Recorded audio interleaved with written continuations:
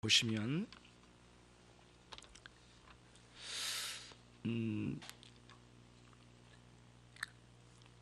신앙에서 속죄 교리를 아는 것만큼 중요한 게 없을 것 같아요. 오늘 71문부터 72문까지는 속죄 교리에 관한 겁니다. 71문, 지금까지 말한 예수 그리스도의 죽음에서 우리는 어떤 선물을 얻을 수 있습니까?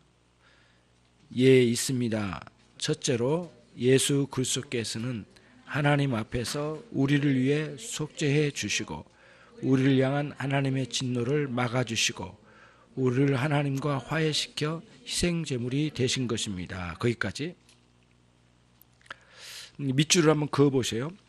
그리스도께서는 하나님 앞에서 우리를 위해 속죄해 주시고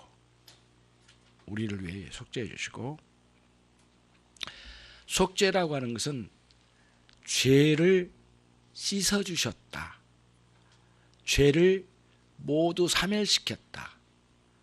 죄를 대신 다 갚아주었다. 그런 뜻이 있어요. 죄를 씻어줬다. 기독교의 신앙생활에 가장 중심에 있는 거예요. 죄의 문제. 그 죄의 속죄의 은혜를 아는 것만큼 중요한 건 없는 것 같아요. 너무 중요하죠. 그래서 저와 여러분이 태어날 때부터 죄인으로 태어나고 존재 자체가 죄덩어리고 존재 자체가 죄의 생산 공장이에요. 생산 공장. 세금이나 냅니까? 그러지도 않죠.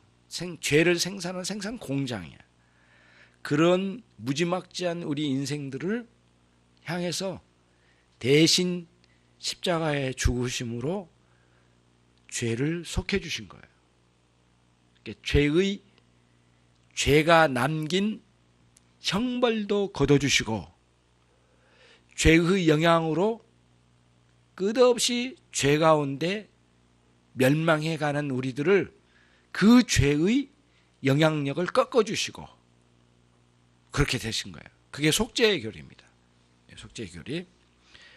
그리고 그 죄로 인해서 하나님의 진노가 우리 머리 위에 있는데 그 진노를 거두셨어요. 하나님의 진노, 저주죠. 저주를 거두시고 결국에는 우리와 하나님 사이에 화해를 이루셨어요. 화해를 이루신 희생제물이에요. 그래서 화해를 이루신 희생제물은 화목제물이라고 그래요. 우리가 그거를 화목제물, 화목을 이루셨다, 평화를 이루셨다. 구약의 화목제물은 자 저를 보세요.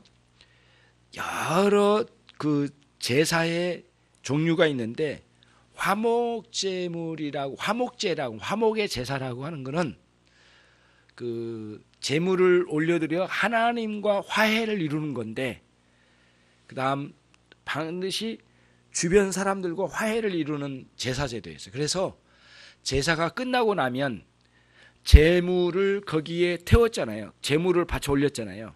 근데 그 제물을 다시 가지고 와요. 그래가지고 유일하게 제사장만 먹는 게 아니라 함께 참여한 모든 사람이 그 화목 제물을 가져다가 함께 나눠 먹습니다. 식사를 나눠요. 식사를. 이게 유대인의 제사 제도 중에 굉장히 중요한 거예요. 그래서 함께 화해를 확인시켜 가요. 고기를 띄워주면서 그동안 내가 참 미안했어. 내가 실수도 많이 했네. 내가 오해도 많았어. 집사님. 그러면서 고기를 띄워주는 거예요. 이렇게. 그래가지고 서로 고기를 나눠 먹으면서 서로가 서로를 화해했다는 확인을 갖는답니다. 굉장히 의미가 있어요. 그래서 화목의 제물은 하나님과의 화목도 이루었지만 사람들과의 화목을 이루는 거기까지 이제 가는 거죠. 그게 이제 화목을 이루신 희생 제물이 되죠. 주님은 그 일을 이루셨어요, 우리에게. 그래서 예수님께서 죄사함의 은총으로 화목의 역사를 이루시면 그 사람은 누구와도 화해를 이루지 않고는 못 견뎌요. 만약에 누구와 화해를 이루지 않고도 살 수 있다면 그 사람은 주님으로부터 화목제물로 은총을 입었는가에 의심이 들어요. 그렇지 않으면 이 진리를 충분히 알지 못하기 때문에 그래요. 그래서 이 화목제물로 주신 그리스도의 희생의 제물의 역사를 아는 만큼 기독교인이라면 그 사람은 반드시 아는 사람이라면 그는 누구와도 화목을 이루어요. 근데 그걸 못 이룬다. 그러면 그만큼 이 화목제물에 대한 원래의 의미를 잘 모르고 있는 거예요. 네, 잘 모르고 있는 거예요. 그런 인식이 굉장히 필요하거든요. 비록 구원받아서 천국의 백성이 여러분 됐더라도 이런 인식이 정확하게 없으면 주변과 화해를 잘 못 이루어요. 그래서 그러면 이제 여러분과 제가 충분히 내가 주변 사람과 화해를 못 이루고 있다. 그러면 내가 주님의 화목제물로 주신 사실을 충분히 인식을 못하고 사는구나. 구원받아 천국 갈지는 모르지만 이게 참 부끄럽게도 그 인식이 충분하지 않구나. 그렇게 생각하면 딱 맞아요. 예. 그 정확하게 이게. 그래서 복음 진리의 어느 중요한 부분 중에 하나가 화목의 역사인데 그리스도의 화목의 제사. 그 화목의 제사를 깊이 들어가서 그 안에서 내가 화목을 이루신 주님과의 만남을 가지고 은혜를 충만히 누리면 그렇게 원수 맺고 살던 사람들과의 관계도 풀어져요. 예, 풀어져요. 실제로 그래요. 그런 역사가 반드시 일어날 수밖에 없어. 그러지 않을 수가 없거든요. 그러면 이제 여러분 오늘 여기에 있는 분 중에 완벽하게 화해를 이루며 살았다라고 자신만만하게 솔든 사람도 없을 것 같아요. 거의. 그래서 복음은 계속 올바른 인식을 가지면서 알아가야 돼요. 그러니까 그냥 머리로만 아는 거는 안 되고 진짜 그 사람들과 화해를 이루는 사람들까지 갔느냐 이거예요. 갔느냐 이거예요. 예. 그거를 말한 겁니다, 여러분. 그러니까 복음 진리를 구속의 제사인 예수님의 속죄의 역사인 이 대속의 역사를 통하여 화목을 이루신 우리 주님의 역사가 하나님과의 관계의 화목을 이룬 것뿐만 아니라 내가 주변 사람들과 화목을 이루어야 된다고 하는 이 중대한 메시지가 강렬하게 들어와요. 신앙은 하나님의 사랑이 강렬하게 들어오면 이웃과의 사랑으로 강렬하게 뻗어나가요. 이게 안 나갈 수가 없어요. 항상 같이 가니까. 그래서 하나님의 사랑을 마음껏 체험하시고 경험하시고 누리시고 많이 알아가신 만큼 또 이웃과의 사랑을 풍성하게 누리시는 그런 여러분이 되시길 바랍니다. 화목의 제물로의 관점도 마찬가지로 화목을 이루시고요. 두 번째 같이 읽습니다. 둘째로 예수 그리스도의 피는 씻는 역할을 하기 이를 통해서 우리의 영혼 모두 깨끗하게 씻겨졌습니다. 영혼이 깨끗해졌다라고 함은 하나님 앞에 도덕적 책임감입니다. 그러니까 죄는 도덕적인 책임을 묻습니다. 너 왜 이래? 너 왜 그렇게 저질렀어? 너 왜 죄를 저질렀어? 그래서 도덕적 책임을 물어요. 개나 소에게는 도덕적 책임 안 물어요. 그런 거 묻지 않습니다. 유일하게 딱 사람에게만 물어요. 도덕적 책임. 왜 그런 줄 아세요? 자유의지를 주실 때부터 하나님께서 이 자유의지를 가지고 살아라. 대신 잘못 저지른 거에 대해서는 책임을 네가 지어라. 이렇게 주신 거예요. 자유의지가. 그렇기 때문에 처음부터 도덕적 피조본 우리에게는 묻는 거예요. 그거를. 그래서 이제 묻는 거예요. 이렇게. 묻는 건데 죄를 저지르면 저지른 사람에게는 반드시 누가 와서 안 물어도 내 안에 하나님의 원리를 따라서 이미 죄의 책임이 딱 달라붙어 있어요. 내 안에. 그 죄의 책임을 떼어야 되잖아요. 뗄 수가 없는 거예요. 예. 그런데 그리스도의 보혈의 피만, 보혈의 피, 다시 말하면 나를 위하여 대신 죽으신 그리스도의 죽으심의 사실만이 진정으로 내 안에 있는 도덕적 책임, 죄의 책임을 씻어주는 역할을 해요. 씻어주는 역할. 예. 그 표현은 어디서 하냐? 세례식 때 해요. 세례식 때. 물을 뿌려서. 그래서 거기서 죄 씻음의 역사를 표해 준 겁니다. 그건 표시예요. 목회자가 물을 부었다가 씻어진 게 아니라 이미 그 사람 속에 그리스도의 보혈의 피를 믿음으로 받아들이고 성령의 역사하심으로 감동된 그 영혼에게는 죄 씻음의 역사가 있습니다. 그래서 우리가 찬송가를 부르면 그 안에 보혈의 찬송들이 많아요. 죄 씻음의 은혜 굉장히 많습니다. 190장 한번 가보겠습니다. 오늘 좀 늦게 끝날 것 같죠? 예.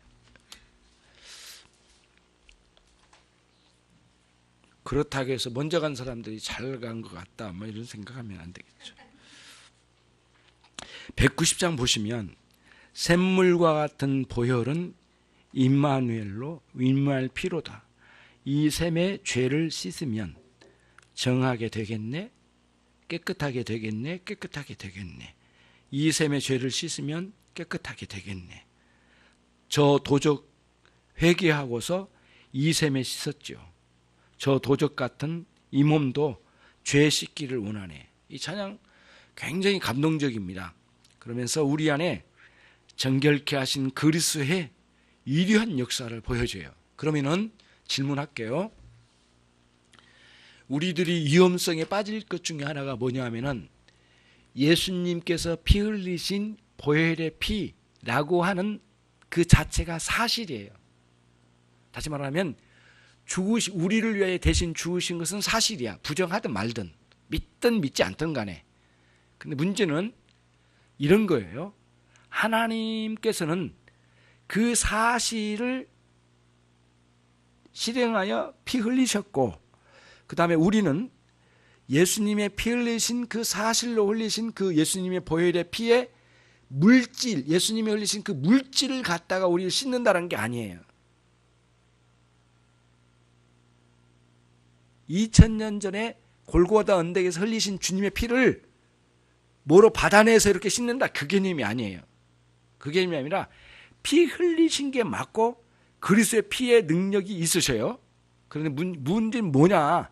피 흘림으로 오늘날 2000년이 흐르고 이 장소와 장소적으로나 시간적으로 엄청나게 크게 갭이 있는데 이 사이에 무슨 피를 가지고 우리를 씻는단 말인가? 이런 의문점이 든단 말이에요. 그러니까 물질적으로 여기서 뚝뚝 떨어뜨려서 이렇게 씻는 게 아니라 어떤 거예요?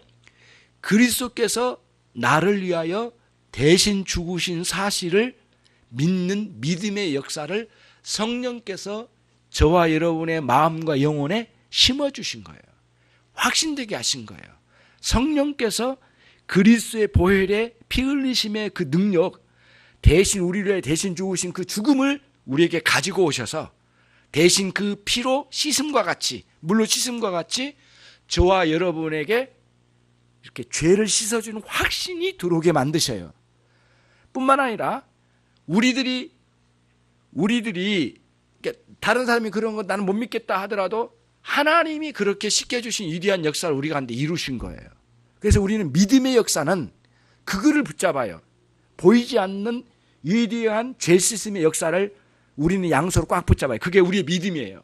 그 믿음은 내가 주님께 믿어드리니까 믿음이 아니라 성령께서 우리 가운데 믿음의 역사를 일으켜 주셔서 그리스도의 보혈의 피에 물질적인 게 아니라 그리스도의 보혈의 피에, 다시 말하면 그리스도의 나를 위하여 대신 죽으신 그 사실을, 복음적인 진리의 사실을 가지고 오셔서 내게 깨닫게 해주시고 나는 거기에 굴복되고 회개하고 눈물로 주님 앞에 내 죄를 용서해 주시기를 하소연하며 하나님께 매달리는 이 믿음의 역사, 회개의 역사가 우리 안에 일어나게 해주셔서 성령께서 우리 안에 씻어주셔요. 근데 씻어줄 때 현장은 내 마음이 얼마나 평안한지 몰라요. 기뻐요. 왜냐하면 용서를 받으니까. 이 도적 같은 놈이 용서를 받으니까 너무너무 기쁜 거예요. 내가 너무너무 기뻐요. 그동안에 얼마나 죄에 시달렸겠어요. 이 도적 같은 놈이. 이 도적 같은 놈이 얼마나 시달렸겠냐고요. 너무 시달린 거예요. 왜냐하면 죄에 짓눌리니까. 그런데 주님의 용서를 받아서 이 도적 같은 인생이 사실은 해방을 잇는 거예요. 용서를 받으니까. 근데 하나님의 용서는 네 집에서나 네 교회에서나 네 직장에서만이 아니에요. 어디서든지 하나님이 계시고 어디서든지 그 하나님의 용서는 계속되는 거예요. 천국에 가도 이 땅에도 지옥의 근처를 가더라도 우리가 용서의 은혜가 있는 거예요. 어디를 가든지. 하나님은 어디나 계시니까. 하나님의 인정하심이 있으시니까. 그러니까 하나님의 용서의 통치권에 영향력이 미치지 않는 곳이 없기 때문에 어디 가서든지 자유함을 얻는 거예요. 그 사람은. 그게 기독교인의 어디서도 경험할 수 없는 은혜의 역사를 경험하는 겁니다. 은혜의 역사를 경험해요. 믿긴 믿었는데 이게 확신이 안 들어오고 이해가 잘 안 되고 굉장히 힘들었었어요. 네, 정말 힘들었습니다. 정말 제가 경험해요. 보혈의 피를 어떻게 갖다가 우리에게 부어서 씻는단 말인가 이해가 안 되는 거예요. 근데 이 부분이 이해되면서 이제 여러 복음서나 이런 내용들로 해서 이해되고 굉장히 감사했어요. 정말 충격적이에요. 너무너무 기뻤어요. 그래서 그때부터 보혈의 피에 대한 찬양이 그렇게 기쁘더라고요. 말씀이 이렇게 와닿고, 그러기 전까지는 믿어지지 않는 내용을 가지고 그렇게 씻어줬으면 좋겠다 싶은 마음만 같지 실제로 씻어준 것은 믿지도 못하고 그러면은 그 신앙이 아니거든요. 자, 셋째로 그리스도의 죽음을 통해서 우리의 죄악들은 없어졌으며 하나님 앞에서 더 이상 기억되지 않으며 따라서 우리에게 대한 채무증서가 없어졌다는 것입니다. 참 오해하기가 쉽고요. 여기서 오해하면 참 넘어지기가 쉬워요. 주님의 죽으심을 통해 우리의 죄악들은 없어졌다는 게 무슨 말이에요 도대체가? 예? 무슨 말이에요? 어렵습니다. 여기서 없어졌다라는 죄악이 없어졌다라고 하는 건 뭐냐면은 죄의 절대적인 지배의 통치력이 없어진 거예요. 절대적 지배력이란 게 뭐냐면은 비유로 하면 이거예요. 대한민국 정부가 이 나라를 다스려 가죠. 예. 그러나 여기에 간첩이 와 있다. 그럼 간첩은 다스리는 받지 않고 있는 거거든요. 그러니까 예전에는 죄가 다스렸는데 이제는 주님이 다스리신 거예요. 그러니까 은혜가 다스리는 신자가 된 거지 죄가 통치하는 여전히 통치하는 그런 신자는 없다란 거예요. 그런 차원에서 우리의 죄악은 없어졌다라고 말하는 겁니다. 그 뜻이에요. 그러니까 죄의 절대적 지배력이 사라짐, 요걸 말한 거고요. 하나님 앞에서 더 이상 기억되지 않음이란 것은 뭐냐면은 용서의 은혜로 덮으셨다는 뜻이에요. 용서의 은혜로. 그리고 형벌을 주시려고 하는 기억됨은 없으시다, 그 뜻입니다. 따라서 우리에게 채무증서가 없어졌습니다. 우리가 갚아야 될 채무증서, 빚증서잖아요. 빚증서를 모두 다 찢어주시고 다 사멸시켜 주셨어요. 72문 그리스도의 죽으심으로부터 우리가 얻는 다른 유익이 또 있습니까? 많이 있습니다. 우리가 그리스도의 참된 지체들이라면 우리의 옛 인간은 십자가에 못 박히게 되며 우리의 육체는 억제를 당하여 악한 육신들이 더 이상 우리 안에서 우리를 다스리지 못하게 됩니다. 우리가 그리스도의 참된 지체들이라면 우리의 옛 인간의 밑줄 그으시고 옛사람이거든요.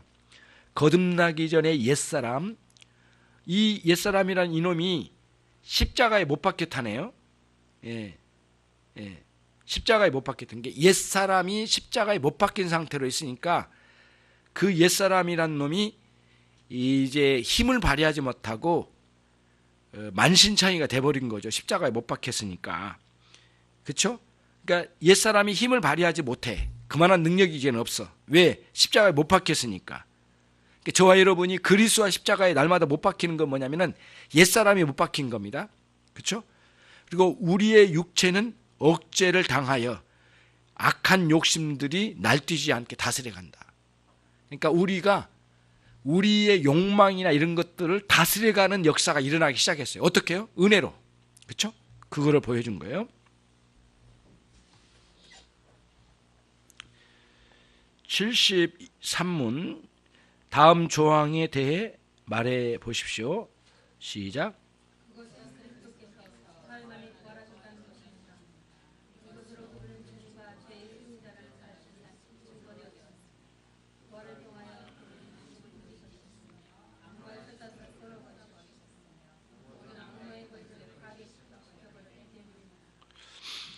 73문과 사문은 다음 주에 할게요. 읽기만 하고 74문도 한 번만 읽어보죠.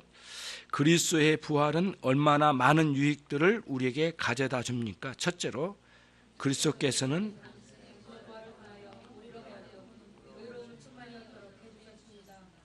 둘째로 그리스도의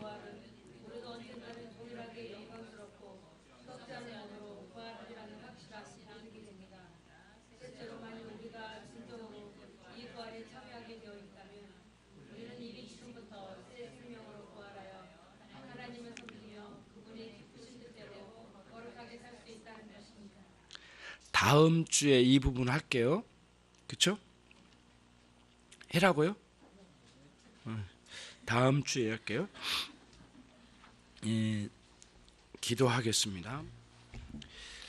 주님, 그리스도의 대속의 은총을 알게 해 주옵소서. 깊이, 넓게, 높이 하나님 더 많이 알아가게 해 주시옵소서. 이 진리 알아감이 하나님 단순히 머리로 알미 아니라 온 감정과 우리의 지성과 우리의 의지를 통하여 전인격적인 알아감이 우리 안에 있게 해 주옵소서.